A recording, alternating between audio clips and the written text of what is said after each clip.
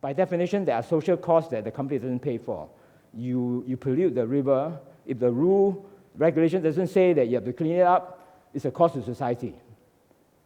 So therefore, in fact, if you think about it, maybe we can think of be designing a business that actually internalize that cost or remove that cost. So that's why some companies are concerned with environmental concern as well, right? So you need to think about social purpose, and so there is a trade-off between achieving social impact and financing requirement. Let me give you a simple example. This is a news article in Singapore that say the government, there's a museum that decided to make free entry to the museum for Singaporean and permanent residents. In the past, you used to charge. If you're Singapore and PR, you pay maybe $5. If you're a foreigner, tourist, maybe you pay $8. And they decided that they don't charge. Now, what is the issue here? It's not just a matter of pricing, but many components of business have to change. For example, what is your goal of a museum? If the goal of a museum is to impart understanding and appreciation of the rich cultural history of your society, you want everyone to be there.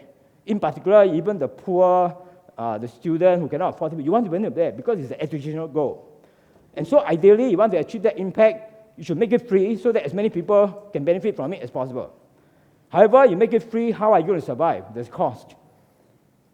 Well, you maybe have donation or whatever, but you want to achieve cost, then you may say, I cannot devote the entire museum for that national social purpose. I have to have some part of the museum that cater to the tourists. Tourists are interested in gimmicky things, and then I make money out of them, but now you are diluting your focus. You've got to hire people who will design part of the museum display for foreign tourists that is purely for commercial purposes.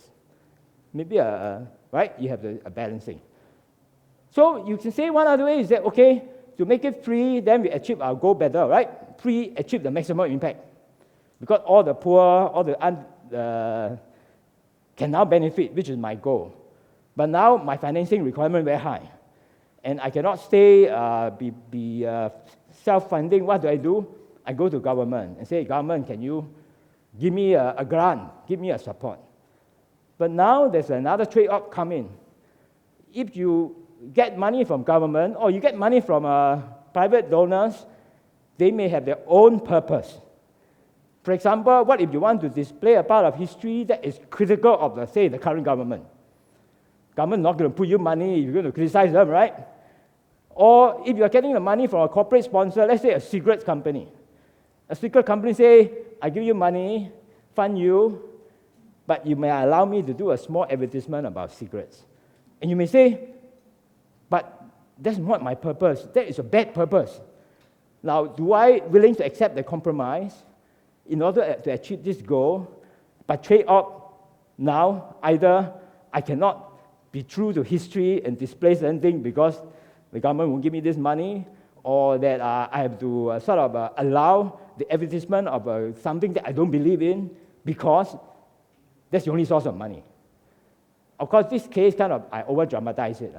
But in every situation, the basic point I want to argue is that the moment you want to get financing from some third party, you have to figure out what is the purpose of that third party. And unless you can have a shared purpose, a compromise in which your purpose and the financier's purpose are aligned through what I call a stakeholder governance structure, you won't have a financially sustainable enterprise. So just to complete the story then, therefore, you need to figure out what is the financing model. There are different ways to finance a business. And the different way correspond to different stakeholders. You can take an investor. A venture investor may, for example, put at one of the terms that, if you don't achieve certain performance milestone, what will happen? They will remove you as a CEO and put somebody else in, right? I mean, I'm a venture capitalist. I'm an angel investor myself. Routinely, I know that we put this in. So when you bring in an investor has certain goals and purposes. For example, when I run the regional business plan competition, I mentioned earlier, social business plan competition, I go to the DBS Bank and say, can you fund the prices and operational costs? DBS say, yes, we are very interested. However, DBS is only interested primarily in 5 major markets in Asia. So they say, of course, you can have regional competition that cover all countries, but could you put more emphasis on these 5 countries, do more in these 5 countries? To me, I have to compromise a bit. But I think the difference between what they want and what I want is not that much. I can still do a regional competition, just that now I have to put a little bit more emphasis on these 5 markets they are interested in. Maybe on my own, I would say I want to do more in Cambodia and Myanmar. But DBS Bank is not in Myanmar and Cambodia. So maybe I have to find a little bit of other sources to do it. You get the point, right? Anytime that you get money from somebody, whether it's investment, whether it's loan, whether it's charity, whatever, or whether it's volunteers also have their own purposes. They come in there to learn. You get them to do things that they don't like, they will quit. So, as a social entrepreneur, the first thing you need to understand is, what is my own purpose? And then when you get other investor, financial to come in, understand what are their purposes. Can you find other financiers whose purposes are close enough to you so that you can achieve a shared purpose? If you can, then you have a sustainable model to go forward. So this is the point I just highlighted. When you have financing gap, you have to look for financiers. Financiers have their own purposes, and so hopefully you can arrive at a common shared purpose. If you cannot, then you say, I don't want to take your money. I go and find another party that will serve this purpose well. If you are running a business where you say family business is very important, but if this investor comes and say, I will put money in company, but I want to hold you to certain performance, if you don't meet it, I'm going to take over the company. Now you may say, I'm not prepared to do it. I'd rather grow a bit more slowly and not take that money, right? So these are the trade-offs that you have to decide. I think one of the key skills of a good social entrepreneur is this ability to forge a shared purposes with enough of other third party so that you achieve the goal what you want. And this is an important skill all entrepreneurs need to have. Even normal for-profit entrepreneurs need to have. You want to figure out the right investors that will be have the right shared purpose with you, right? So, therefore, think through that the business model design is like this. You as a social entrepreneur, you start with a particular purpose, a goal. And then you try and figure out, can I develop a business model, the usual, to make it, to deliver the impact? And then I want to see what impact I can deliver and what are the financing implications. Is there a financing gap? If there is, then you have to think about how do I find a stakeholder model that will be consistent with my shared purposes. Okay? As I said, this is a general model that even applies to normal for-profit company. If I were to look for, even for a normal for-profit company, I need to have financing requirement. I need venture capital to fund the R&D, to fund the product development, to fund the initial cost. Who do I approach? Do I approach venture investors? Do I approach a bank? Do I approach some other form of partners, a corporate partners to provide this or not? All this you have to go through, right? So I hope this gives you an overall flavor of the whole design process. Now, I'm going to then go through a little bit about how you actually incorporate social impact into your business model design. In other words, I want to talk about cases where you start with impact first. So just now I heard a little bit about the question you all have with Jonathan, right? What constitutes social enterprises? Well, at one stage you can kind of say between there are enterprises where profit is primary and social impact is secondary.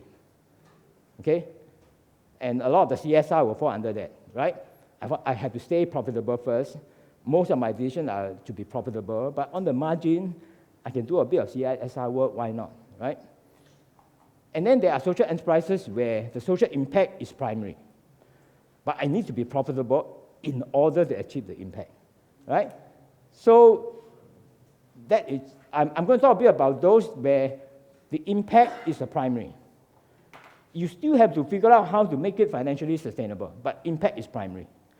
That means you have to start asking yourself, what is your purpose in life? Why are you doing what you're doing?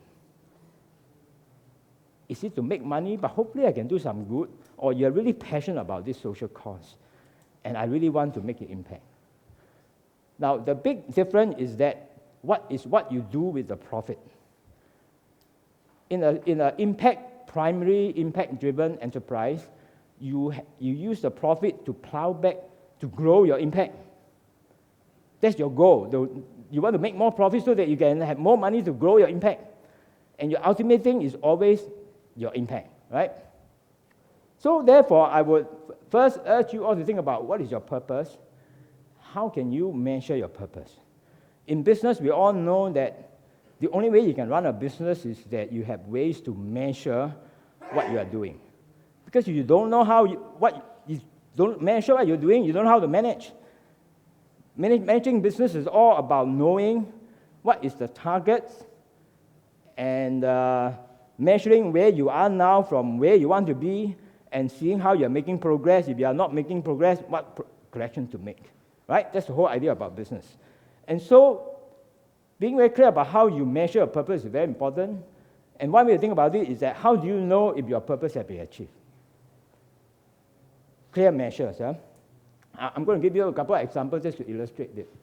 Okay, so I am going to sort of highlight the... Okay, so getting back to the point about what is a social enterprise then, right? I think Jonathan had covered this point, which is that first, it is social purpose driven, and it wants to deliver social impact on an ongoing, sustainable, and hopefully scalable basis. Because if you believe in impact, you want to scale the impact.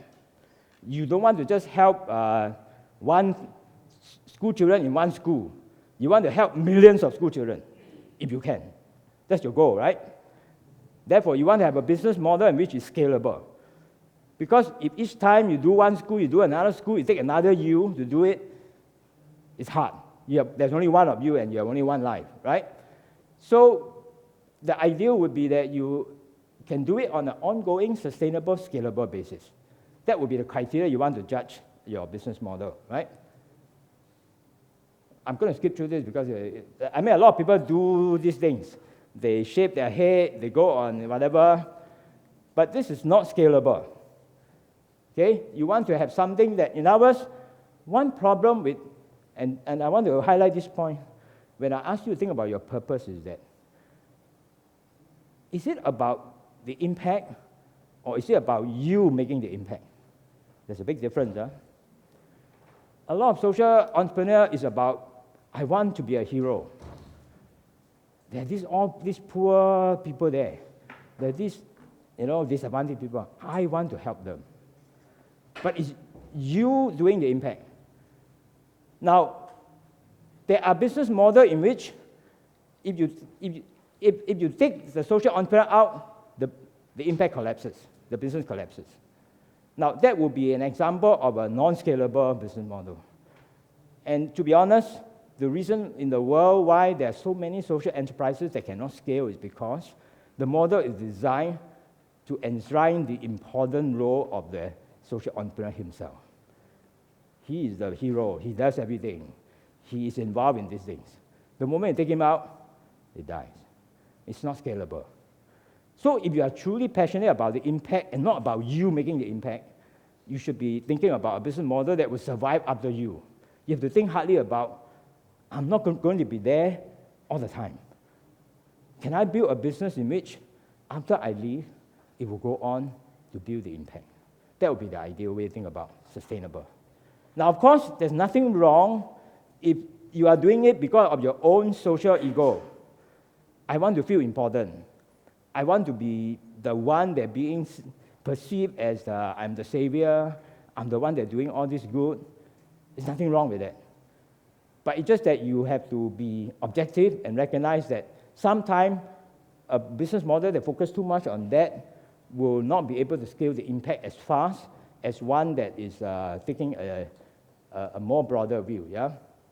Okay, I'm going to talk about 4 generic purposes of social enterprises, and I'll encourage you to think about whatever that you're trying to do. Hopefully, it will fall into one of these 4. If it doesn't, please tell me, because then I will have to think hard about maybe new ways that incorporate what you're trying to do. These correspond to essentially 4 major social purposes. One is that you want to serve the needs of an underserved class. I was just now having an exchange with our friend here. She feels that there is, for example, poor schoolgirls. When they have periods, they have to skip school because they cannot afford the expensive pad. It's an underserved. They're underserved because they are too poor to afford what the market currently offers. And so you believe that maybe I can find some way to serve them that are not already being served by the market. If the market is already serving it, there shouldn't be a problem, right? So you're saying that there's a market that is not being served. Secondly, there could be a case that their needs are being ignored. Actually, the market can solve the problem, but because of the values and whatever, we have heard, for example, in some country, unfortunately, somehow the parents feel that girls doesn't have to have an education. It's not that they cannot afford it. They just believe that girls should not have an education. In this case, it's not a question of market affordability. The parent could afford it, but it's just that they have this belief that, and therefore certain needs are being ignored. And so you can think about how I can try to reach these underserved. They're being underserved in this case because of certain social values, because of certain other cultural and other obstacles and norms, that then you have to figure out how to solve that problem. But generally, we are talking about an underserved group, right? So I don't know how many of you are motivated to start a social enterprise because there's some underserved group that you want to serve. Anyone? Good, right? So that is one goal. The other one of a social enterprise is those that try to empower the disadvantaged with the means to help themselves. Okay? It could be that, for example, blind people, people who are handicapped, people who are sort of maybe have Down syndrome or whatever. They cannot take care of themselves. They are not productive. But if you can find some ways to make them productive, or they live in a rural, isolated villages, there's no infrastructure, they cannot do productive work, so they stay poor. If you can find some way to empower them, either give them the training, either give them the market access, or matching them to the right opportunities, that could be one way to overcome it. But in this case, your goal is not to sort of provide a service, a product to them. Your goal is to empower them to become productive so that they have the income, they have the means to help themselves. Right? So a good example of that, how many of you have heard of the dialogue in the dark? Right? Dialogue in the dark is a way to provide actually productive employment to the blind to run essentially sort of an exhibition or an experience for people like you and I to experience what it is like to be blind. So you go into this pitch dark place, and the blind people will lead you through it, and then you experience what it is. So that go through it is an educational learning experience for people like you and I. After going through it, then you begin to appreciate, you begin to empathize with what the blind people have gone through. And people have used it for corporate training because you want to train your people, your employees to have empathy. One good way is to get them to go through this, and then after that have a debriefing and find out how, so that you sensitize people to be sensitive to the needs of other people who are different from us, right? So in this case, he created a business. The business charged the tourists, the corporate employee who go through this, right? And they make money. But in this case, the entire place is staffed by blind people. So blind people are not productive in the normal businesses, but they are very productive in the dark, because that's what they operate the whole life, right? And so they actually are the one who actually become productive. Sorry.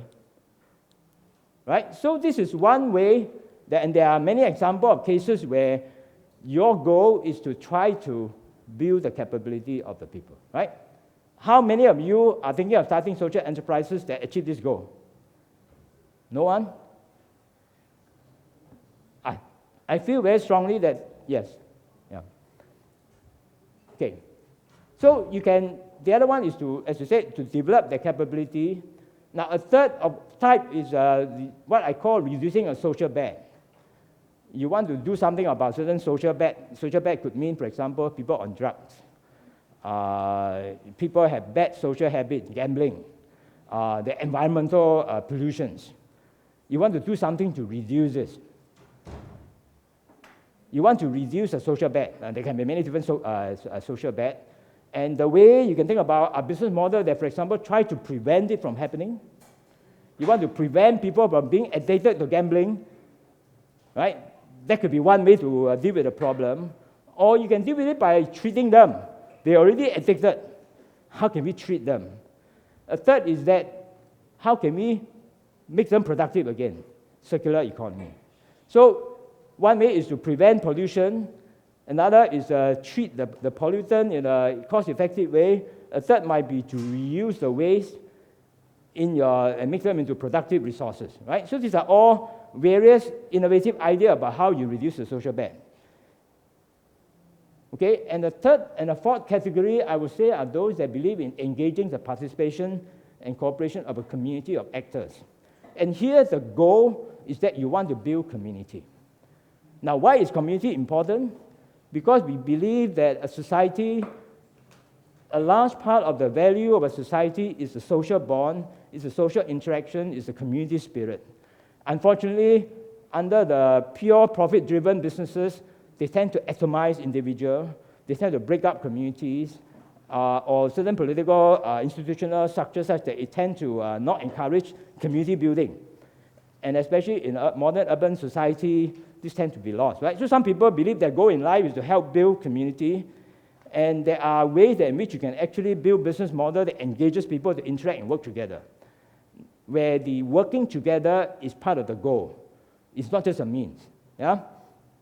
So I have looked at many, many examples of social enterprises around the world, and so far I believe that I can put them all into either one of these. And of course, some try to do several of these in one go. So let me give you one example. I'm going to skip through this. I'm going to just walk through you one example. In this case, of Grameen Shakti. Grameen, you probably have the word Grameen Bank, right? Which is started by Professor Yunus, who won a Nobel Peace Prize, right, from Bangladesh, right? You probably know about the Grameen Bank. Well, some of you may know, some of you may not, that he actually has started another 30, 40 businesses. Grameen Shakti is another one of them. And the goal of the purpose of Grameen Shakti, he actually had two purposes. It's not one, huh? One is the purpose is how do you provide access to affordable electricity to the rural poor? Remember I talked about underserved? So in Bangladesh, there's an underserved group, 70% of the rural population have no access to the electricity grid. So his goal is that how can I bring affordable electricity to these underserved people, right? But that's not his only goal. He got another goal. His second goal is that how do I create jobs for the local community at the same time? I want to use this example to illustrate that depending on your goals, how you design your business model will be very different. And in this case, because he has two goals, he designed it in a way that you would not design it if you didn't have these two goals at the same time. And so this example kind of illustrates that the way he wants to do it is to introduce home solar system. Hopefully affordable home solar system, and because he has two goals, right? I said, right? So he has two value propositions, right? You all remember the jargon, right? Value proposition, right? So the key thing now is that, think about it, for every goal, there must be a value proposition, yeah? First is that he wants to provide affordable electricity. And the target customer, in this case, will be the off-grid rural communities. But he has a second target group, which is that he wants to empower the local women. He wants to create a whole class of women entrepreneurs who will then first learn how to assemble, install, maintain, and sell the solar system in their village. But the long-term goal is that once they go through this learning process, they understand how you do business. Then they will then start other businesses. And in the process, you train up a whole generation of local young women to be entrepreneurs. That is his goal. So in this business model, what you have is that essentially, to do this, the solar panel system had to be assembled locally. You import all the parts and components, and you do the local assembly, local installations, local maintenance to reduce the cost. And, well, the local women cannot afford to do this. First of all, the customer cannot afford to pay for a solar panel. Solar panel is a capital expenditure, expensive, right? So how to overcome this problem? Well, he has a Grameen Bank. So he provides Grameen Bank with you with microfinance, microcredit. So you get a microcredit to pay back, use it to pay back part of this. And of course, initially he targeted people who actually have productive use of this electricity. For example, shopkeeper who cannot open their shop at night because there's no electricity. Now they can open their businesses later at night. They can generate more money from the selling in their shop, and they therefore will be able to pay for this more and so on. But anyway, to cut short the argument is that he uses microfinance, first an installment payment to allow the customer to pay in installment. They also provide microfinance to the local women to be trained so that they use the microfinance to buy the parts and components. Then they can do the installations, and then they get paid. That's how the woman gets started with capital from him. Yeah? Now, if he didn't have that goal, he would have done it like a traditional business would do. Most traditional businesses, when they want to sell solar panel, what you do? You import them in one central location, a factory, do all the assembly, because you have economy of scale, right? You hire unskilled workers, and then you arrange for a truck to bring this solar panel villages to villages and sell it. That's probably logistically more efficient. Okay? But in this case, you create no jobs in the local villages. The jobs are created in the urban center. The work are done by technicians, a factory worker in the factory. But because he wants to create jobs in the villages, because he wants to grow a new generation of women who know how to buy material, do installation, sell it, make profit, buy again, learning the art of doing business. This is a training ground for them, right? So that's why he arranges this way. And you can see here that because that's what he wants to do, he had to spend money on training the women. And so a key resource here is the local women entrepreneur with relevant technical and business know-how. This is one you want to create. Remember, this fulfills the second goal. Right? You want to empower them. One way to empower them is to provide them with microfinance.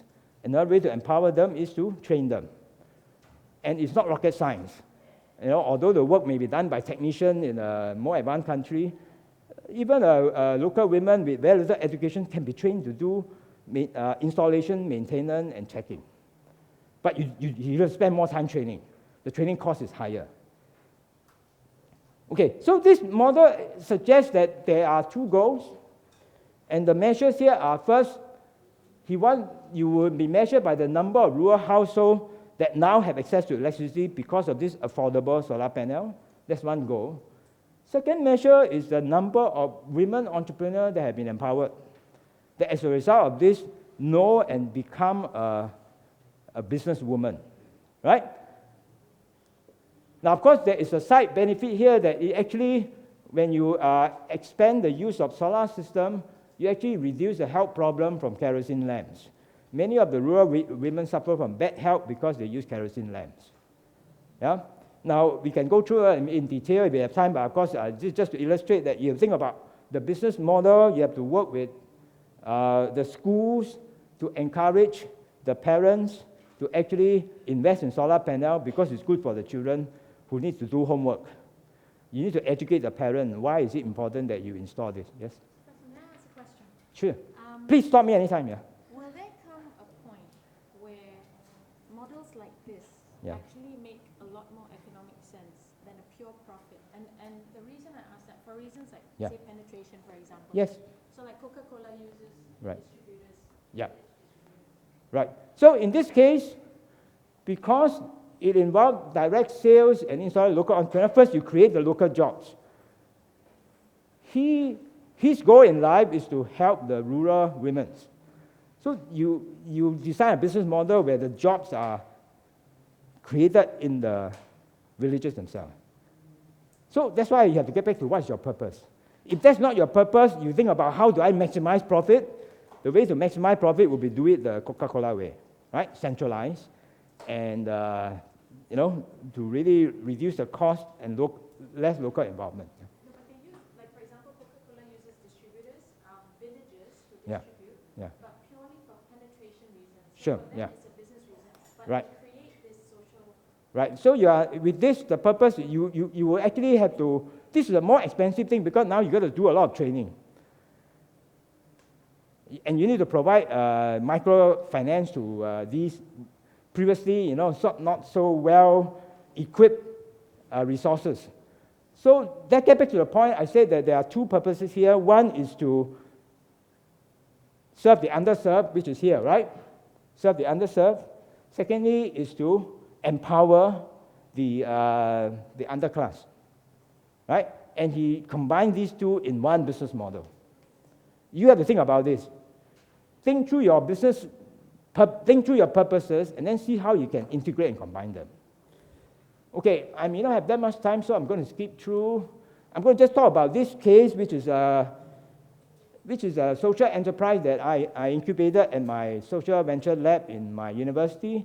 This was founded by a graduate from our university. Her name is Pamela. Okay, I'm going to be very brief. So this was what initially motivated her. She, as a law student, spent time in Cambodia to involve and observe the United Nations genocide trial.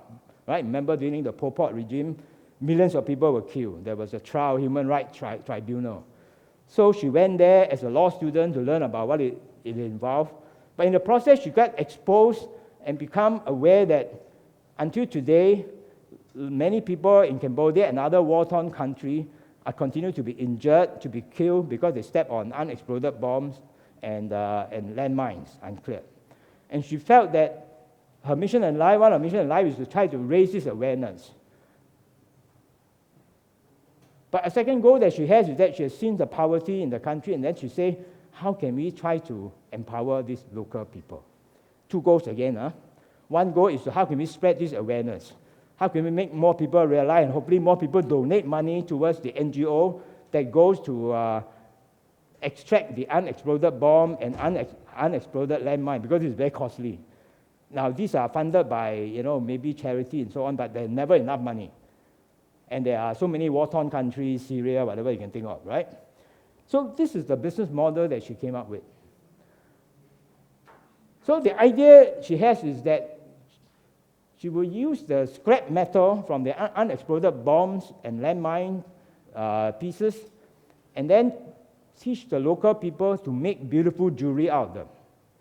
And then sell this jewelry to people like you and I at a hopefully large enough margin that it will give a decent wage to these Cambodians who get trained to do this. And if we make enough of profit, the profit can be plowed back to then fund more of the NGO to remove the unexploded bombs and landmine. Okay? So that you can increase your impact. Now, potentially this could be a profitable business if she can make the jewelry beautiful enough that you and I want to buy it. So, for example, they sell it online. They also sell it in the tourist shop and so on. For $80, you can buy one of these, and maybe their actual cost may be only $20, $30. You add in logistic freight, maybe there's a profit margin to be made.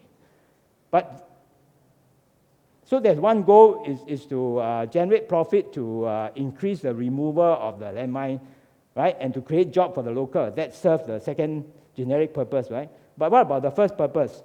The first purpose in this is to educate the public to be more aware and hopefully donate more money.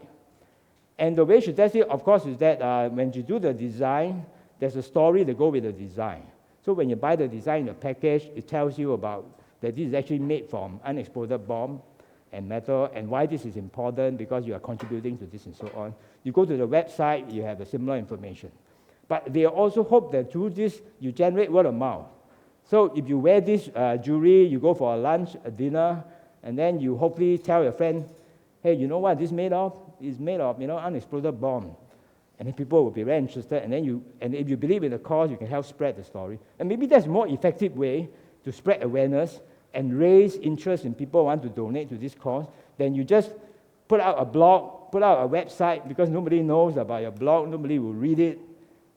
So here, in this case, they are trying to help the sort of the underserved in a way that, to raise more funding awareness to help this, right? So you can see that in this business model, and you can use the same business model canvas tool I have asked you to use, and you can see that here there are two goals, right?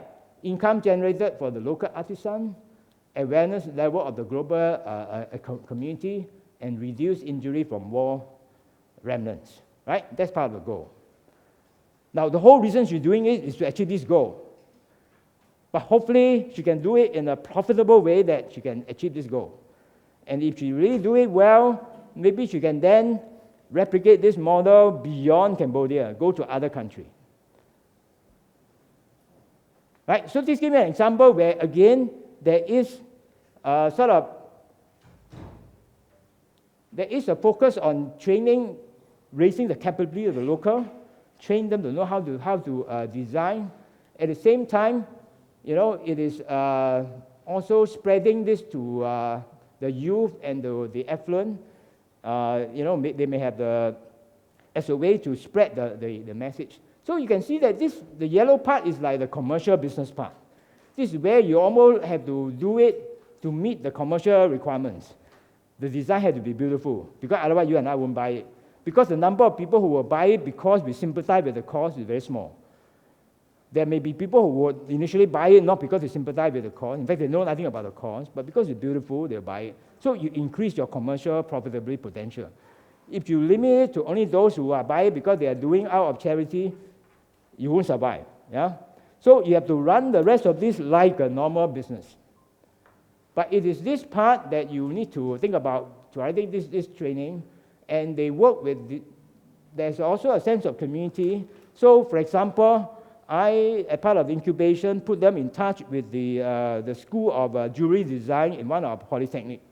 And so we got the student to actually do the design, and the student and the lecturer actually go to Cambodia and see how it's being made, and in the process, their education becomes richer, because they are not just designing something hypothetically, they are designing something for real. They understand how it can be turned into real products. They get to experience the people who actually made it and so on. And of course, in the process, they also get educated about, this war atrocities and so on. Right? So the idea here is that there's also a sense of building some community links. And of course, going forward, one of the things we're trying to do is to help link them up with a more famous designer who may be prepared to donate their design because they support the cause and so on. Okay, I hope this example kind of tell you that, in general, when you design a business model, you have to think about what is your purpose, and how can I integrate this purpose as an integral part of the business model. Now, this is different from other people say, okay, I just want to run a business as a normal profit-making business. I make the profit, then I use the profit to think about I do CSR. There's nothing wrong with this.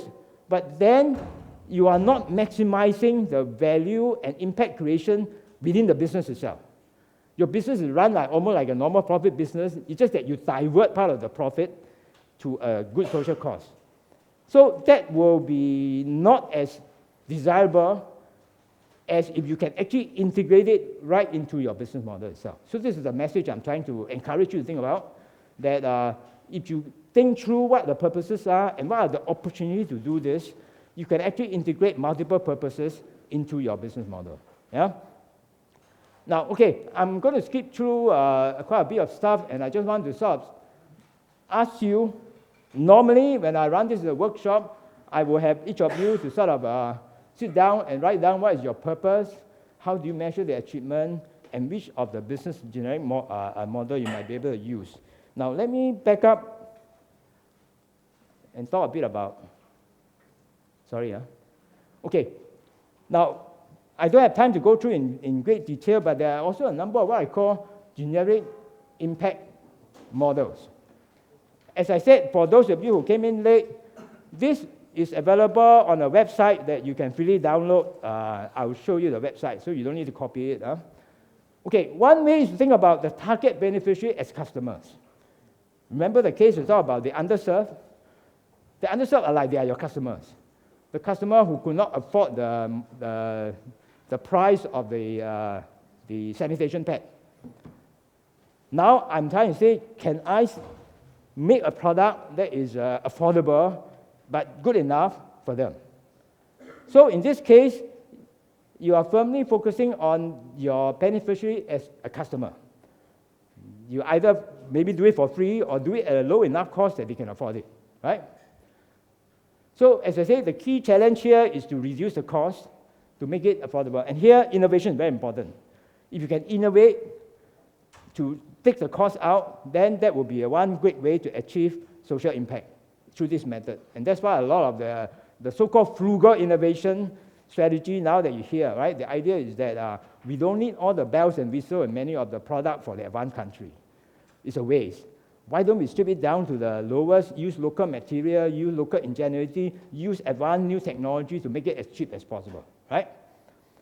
So, but here the model is really focusing on how can I make the cost of the product and make the delivery cost to them as low as possible, right? So that's your core focus of your business model. Now, a second part is what is called a cross-subsidy model. A cross-subsidy model is where you are making a product, but the cost of the product is such that you can never make it low enough that your target beneficiary can afford it. That's not possible.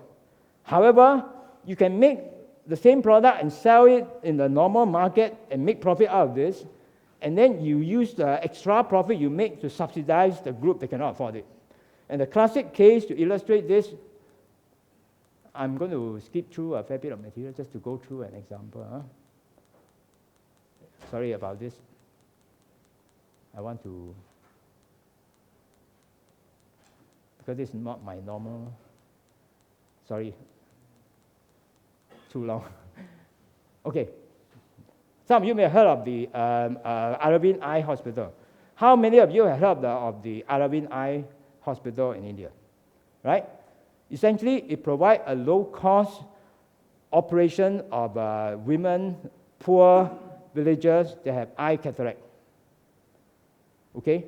It runs a Sarah hospital in India where it provides very low cost, but such high quality that even middle-income people with eye problem go to this hospital because its cost is so low, and it makes profit out of the normal paying customer. So for every one paying customer, it can actually serve it makes enough profit from one paying customer to provide free operation to 3 customers who cannot afford to pay. Okay, so this is a cross-subsidy model where it has a paying customer, paying eye patient, and then you have non-paying rural patients.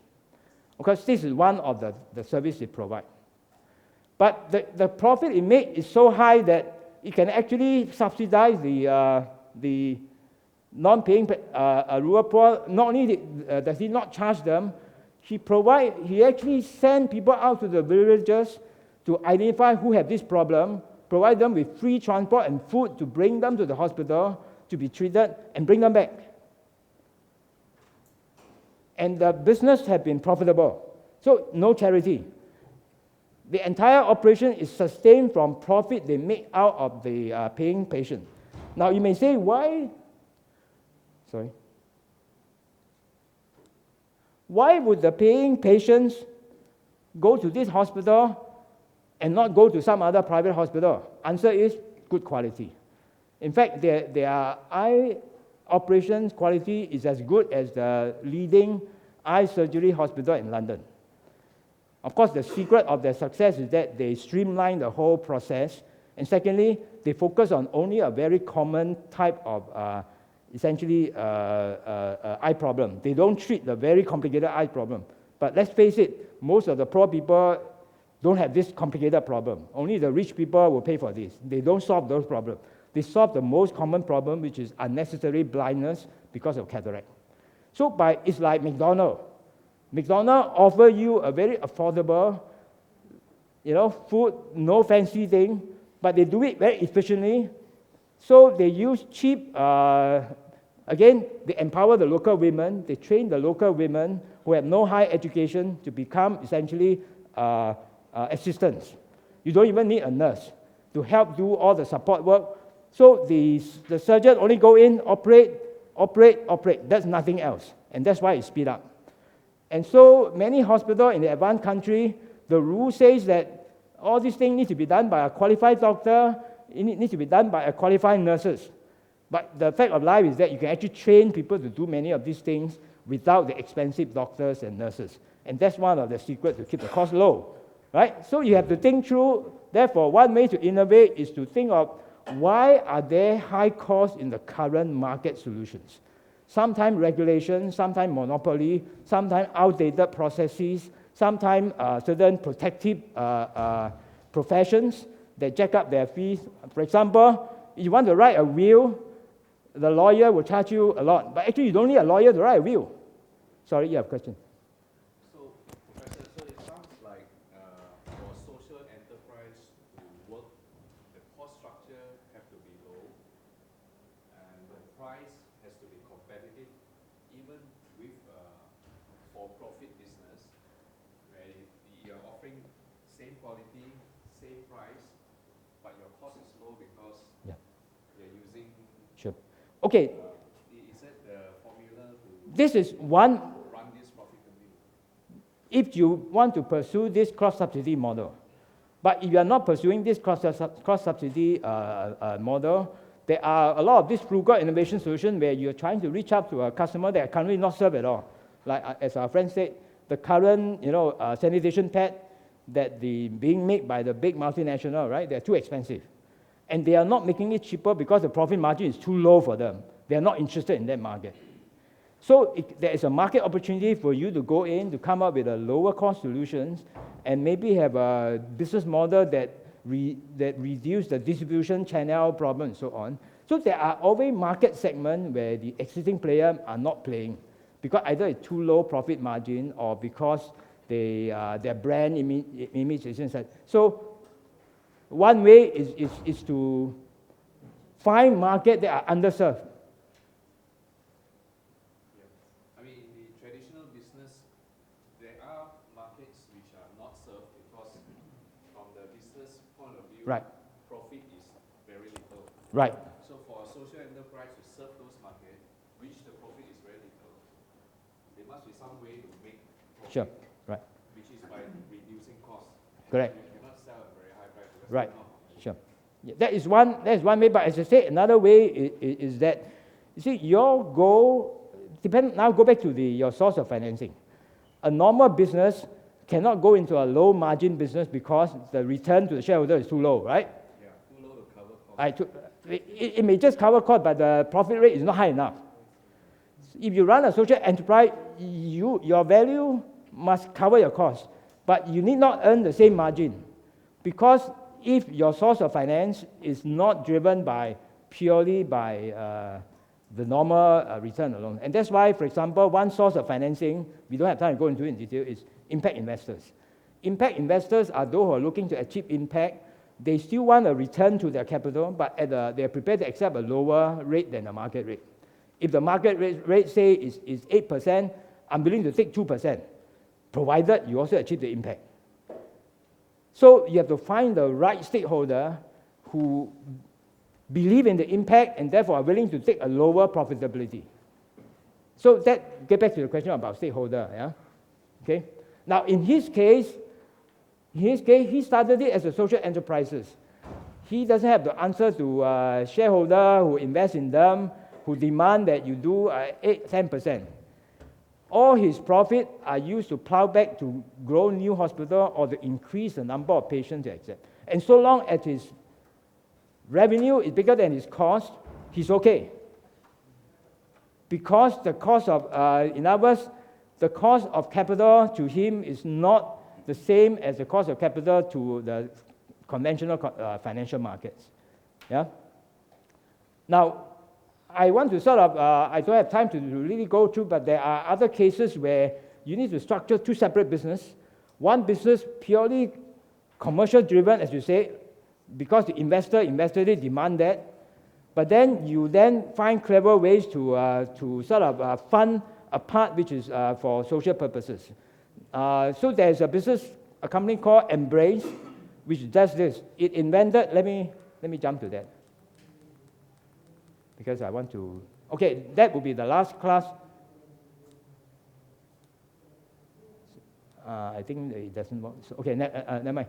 So Embrace, for those of you who heard about it, is that they make a baby warmer, an infant warmer that you can put a baby inside, and it can last a few hours. You first heat up the thing in a hot water, and then you put the material. This is a type of advanced material you put into this baby warmer. It warms the baby for a few hours. Okay?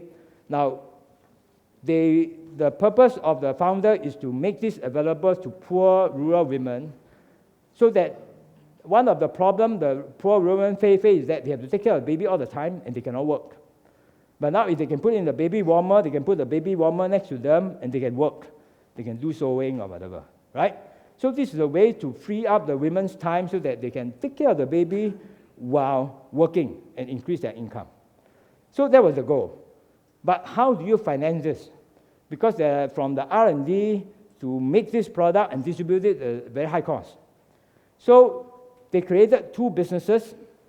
One is a for-profit business that actually makes the same warmer but with nicer design quality, sell to middle-class household who need it also, right? Because it's convenient to even middle class. They want to have that convenience. So that is for profit making. And they got an investor, venture investor, to invest in them. However, they created a separate non-profit entity that actually holds the intellectual property. And then for every of the commercially sold unit, it pays a small licensing royalty to the IP, which is being held in this non-profit company.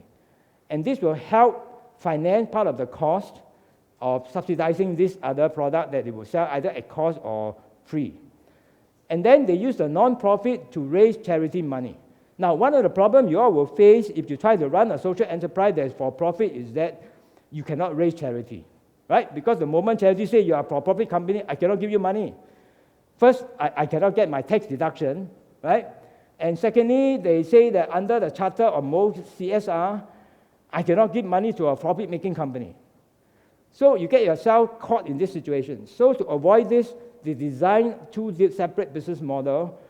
One, to allow them to raise charity donations and to extract royalty from the commercial sales. And the royalty rate is just a normal rate that you will find anyway. But it's just that you cleverly structure the business. So the point I want to highlight to you is that you have to think through your business model, you have to think through your financing model, you have to think through your stakeholder model to find a structure in such a way that it can work. Yeah, this is what I wanted to show, but unfortunately the thing got stuck, yeah?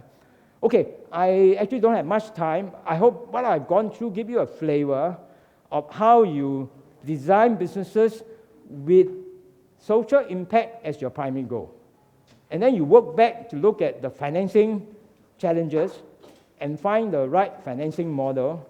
In some cases, it may require you to separate your businesses into 2 or 3 different pieces, each one with its right stakeholder and financing structure that is optimized for the whole group. Okay? I would recommend you to try out using this framework, because I find in my own work in advising, in my own investment in social impact startup, I find that this really helps clarify the business model and so on. And I would also like any feedback you can give. Can we jump to the end? Because I want to show where's the clicker? Okay. No, sorry. I want to go to the, sorry. Yeah, okay. You can download this presentation slide from either of these two. I think this is the simple. You just say socialventurechallenge.asia/resources. You can download this entire deck, yeah? And I'm in the process of building up a library of all these case examples, and they should be up very soon, and you can also download all the case examples. I will classify the case example according to the generic categories I talk about, right? That you're serving an underserved class, raising capability, community building, each one to illustrate how they do it, yeah? And so hopefully this will give you good sort of illustrated example to help you. And I actually use this in my own work. For example, when I told you that I incubated the company SALT, right, in Cambodia, because I knew a company in China that uses a similar model but with yak farmers in northern China. It may seem like a completely different social enterprise, but because their model are similar, I actually invited the social entrepreneur from China to come to Singapore to actually give her advice to the founder of SALT, because she has gone through making that business model work. And our lady in Singapore business model is exactly the same. That you make high-end fashion product, whether it's jewelry or it's scarf or whatever, using material made by poor people. You train the poor people to make quality, low-end products. So once one of the ways you want to learn how to become a good social entrepreneur is to first decide what is the business model, generic class you want to take, and then find out who has been successful in doing it, and then find that person to advise you. You see, a lot of us, we talk about social mentoring. Part of the problem of mentoring is that the businesses are so diverse. Sometimes a mentor may not be familiar with your business, cannot advise you, or their advice may not be relevant to you. This will help you to identify more clearly which social entrepreneur has got experience that are relevant to you, and therefore go for them because their model is similar to yours. Right? If your goal is to serve the underserved, no point to get someone whose goal is to help empower the local. Find someone whose business model are similar to yours, and get the person or study them, get them to advise you. And that's what we try to do, is to develop as many such generic examples, and hopefully this will help you in your own learning. Yeah. Okay. I guess I'm running out of time, right? So. I'm happy to answer any question you have, but otherwise, I don't want to hold you back. Yeah. Anyone want to ask a specific question, maybe? What's the social venture challenge? Okay. I will use 1 minute of air time to advertise. The social venture challenge is a regional competition, Asia-wide competition that runs once every year that we organize, and I will encourage you to actually submit. The top prize last year was 100,000 Sing dollar or 300,000 ringgit, which is sizable. It is open to those who just have an idea and want to get some recognition and funding and mentoring to get started. But it's also open to those who have already started a social enterprise, maybe 2, 3, 4 years out, but have not raised more than $1 million, and you can still apply for this competition. Yeah. So in the last run, we have 700 teams from 30 countries in Asia that participated, and several of the teams that were in the finalists now have got follow-on investment and so on. Yeah. And part of our goal is to be able to then match mentors and advisors to help them grow. Yeah. I would love to get more entry from Malaysia. Last year, Malaysia, I think, had about 20 entries out of the 700. I think Malaysia can do much better, just that we didn't do a good job to reach out to you. So my airtime here is to encourage you, and maybe since our friend Ihon here, maybe he can help me also. Yeah. I'm actually one of the judges, and we received the news quite late, so we didn't get to push it out. Right, so I will make sure that next year Plenty of time. all right, we start now, yeah? Sorry? Okay, it will be, the launch of the competition will be towards the end of the year. We have do a side change, so the final will be in August, and the closing of the entry will probably be in about March. So you have about 3-4 months to submit, and then we will, the We will take the best, about 12 teams. We'll pay for the entrepreneur to come to Singapore for further final coaching and then pitching, face-to-face pitching. Out of this, we'll select the best 6 teams for a final round of pitching. Yeah. We can actually do around here, I mean, if you are organizing something like this, we can actually work with you to, maybe you can help us select the best team, and then they can be fast-tracked to the semi-final round. Semi-final round, we select about 40 teams, 40, 50 teams. So maybe we can work with MaGIC. That you have a competition in Malaysia, and you pick the best 3 or 5 teams, and then maybe we can agree on, a certain quota that you can come straight to the final 40, 50, yeah. I believe we can achieve a shared purpose, huh? Yeah, absolutely. Yes. The model that you mentioned, to have 2 companies, one is for profit, the other one is non-profit. So how to maintain, I mean, how do you like transfer the fund, maintain the identity that they actually want? Yeah, well, we can go into more detail, but you have to have 2 separate legal entities, yeah? One is set up as a non-profit entity, and one is set up as a normal for-profit company. And you have to have clear, first, commercial transaction relationship. So the IP being owned by the non-profit, there's a commercial transaction in terms of straight, normal commercial licensing terms. You, as a normal business, when you make product, you may license technology from others, just as a normal licensing contract, okay? And the ownership structure, that the foundation, I mean the non-profit, is owned entirely by the social entrepreneurs with an advisory board. The for-profit company, the entrepreneur own part of the equity, the other part is owned by the investor, the venture investors, like a normal for-profit company, yeah? And the profit that being made by this for-profit company does not go to the non-profit, because it's a profit-making company. The only part that go back is this licensing or royalties. Okay, so how's that plowing back the profit back to the... The plowing back is through the licensing, of the IP. Licensing of the IP. It's a normal commercial transactions, but now you can see that because the IP is owned by this, the company that do some of the R&D, right, it will accumulate more towards some of the R&D done by this for-profit company will accumulate later foreground IP that will now be owned by the company for commercial purposes. But the original IP, the background IP, is owned by the non-profit. And being a non-profit, it can now avail themselves to work with the NGO, with the international organization. They give them, for example, pay for performance. For example, a charity organization can say that for every one of these baby warmer you deliver to a deserving village a woman, I pay you $20. I mean, let's say I pay you $100, whereas your actual cost to do this may only be $90.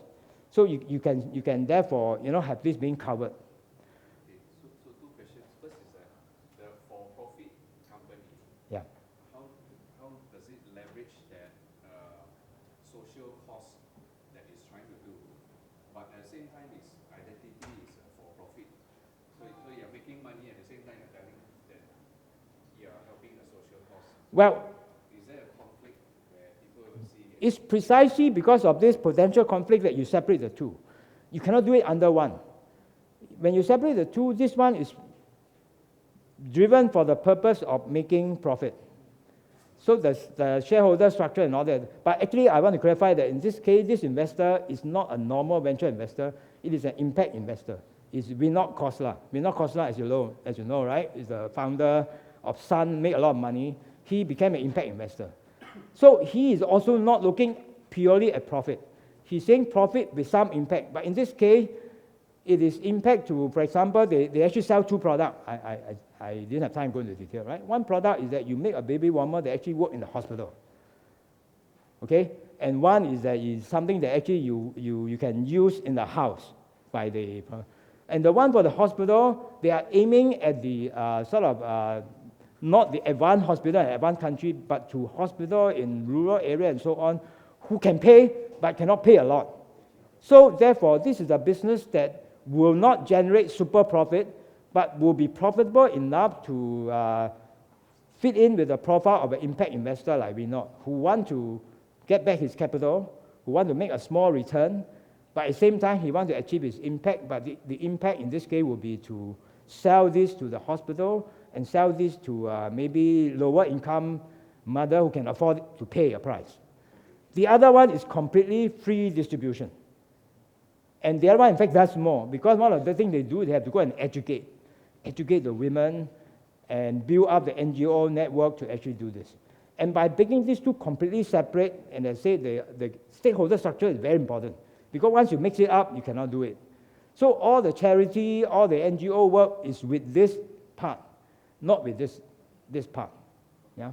So what I meant is that when you sell that product, the for-profit company sells the product, the story to the consumer or the buyer is that It's not a social cost. Yeah. you're buying this product in support of all these No, it's not. social costs. No, it's not. So if you start to separate it two companies, then you can't tell the story anymore because No, in this case, you don't have to tell the story. In this case, you just sell it as that this is a cheaper product that is that serve a market that is not being served. A lot of the hospital could not afford to buy this huge sort of thing to, right? So you're selling them something that they can afford. So there is no thing that, oh, please buy this because you are subsidizing somebody else. No. why not? Well, you see, sure, you can try to use that a bit, and some may actually know the story and want to do it. But these are people who run hospital. I'm looking for cheaper solutions. If I buy this and my boss say, why you buy this, and when there may be another alternative, imagine there's another alternative that is maybe even cheaper. So he has to be driven by the benefit cost consideration of whether this is a reasonable buy for him or not. He cannot tell his boss that, please buy this equipment because we are doing this cost. Because he is running a hospital. Commercial hospital, Granted that a commercial hospital that may be catering to maybe not the high-end consumer, Tomorrow we have a workshop actually helping you differentiate when's the appropriate time to use social cost as a marketing message versus Right. the other way around. Right. There's a Yeah. local social enterprise that use a hybrid model, which is Kaki Seni. So Kaki Seni do art advocacy, but Yeah. they also do creative advertising consulting. And there's their for-profit arm, which channels the money back to the NGO, which is Kaki Seni, to do advocacy for arts. Yeah. Yeah. Okay, yes. It's very encouraging, Professor, to see someone like yourself focusing on impact investing with your angel investing and venture capital background.